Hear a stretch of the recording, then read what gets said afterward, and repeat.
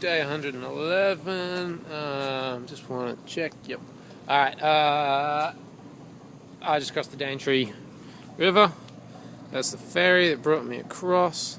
And now I'm headed up into Cape Tribulation. It's kind of this way. I wish I could show you a view of the mountain, but I think from this side, I'm not really going to be able to see it. But basically, I'm hitting the Great Dividing Range again. That's like, I talk about it all the time. It's just the mountain range. It goes all the way up the east coast of Australia, and it kind of meets the coast up the top here. And it's kind of steep ahead of me.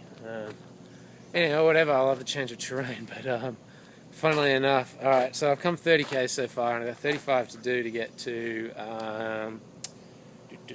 Cape Trib, like the actual town there. And by the sound of my own voice, I think that should be fine. It's funny, I can judge things now based on how tired I am.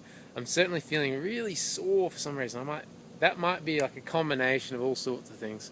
More weight in the pack. I was a little bit sick there at the end of being in Cairns. You know how sometimes when you slow down, you just you end up getting sick like around Christmas, New Year's, that kind of period. Yeah, I always end up getting sick. Just anyway, I did some wakeboarding. Did I tell you about that? Anyway, so like I got a bit of DOMS from that in my legs. So I'm sore, but I'm in good health, I'm pretty sure. And also good news is definitely that the backpack has stopped hurting my shoulder so much. That 7 days has just been brilliant. I've kind of worked out that one stretch in particular, just bring the shoulder across or the arm across the body like that, like so, is like really good for it, and it really isn't really hurting that much anymore. So it's good because it was kind of causing me grief, and as I've spoken about in the blog, pain like that, it's close to your head, it gives you a headache and stuff like that. It makes you panic easily, and find it hard to be calm when it's kind of like that. So, sadly, I thought there was going to be a cafe on that side of the river. It kind of was, but it was kind of closed or something, and then it's just like, when that happens, because you don't have any food, because you're kind of counting on it, and you're just like, God, you mean I have to run 60 kilometers without eating anything?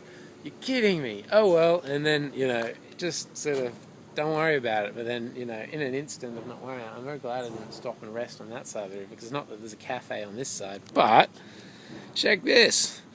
It's one of these little honesty stores, so I will be eating some ruby red grapefruit, some juicy mandarins, and some luscious limes. I never would have thought of a lime as something I might eat mid-run, but anyway, you make the most of what you can.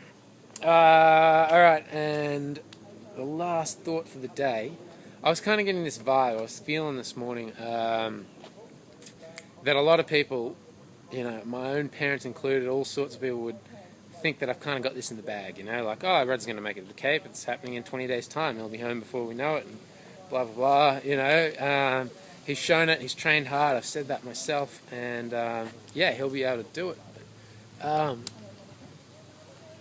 it's not quite what it feels like to me, and I want to convey that. It still feels like to me, like I don't really know whether or not I'm going to be able to make it. And the analogy that kind of makes it make sense in my mind is this. If I told you to hold your breath for a minute, if you already know you can hold it for a minute, then 2 minutes, whatever this is sort of beyond your known reach, you probably would say to yourself, I don't know if I can do that. And you feel quite intimidated by the thought of it, and you're not really sure if you can. The reality is, if you were forced to do it, of course you're going to. If you hold your head underwater and you're going to die or something like that, well, you're going to be able to do it. And that's kind of the way I feel about what's yet to come, but I kind of feel like someone pointed a finger at me and said, right, you're holding your breath for 10 minutes. So, yes, I'm probably going to be able to do it in the end, but there's sections there, as I spoke about in that video where I laid out the plan, where there's 240 kilometres between Brownwell Junction and Bamaga, where in between that, at about the 200k mark, the best I can do is a meat pie between 9 to 5 on the Jardine River, and there is no accommodation there, there's nothing, so look, that's what I mean, hold my breath for 10 minutes type thing, it's, we'll see. Righto, catch you tomorrow.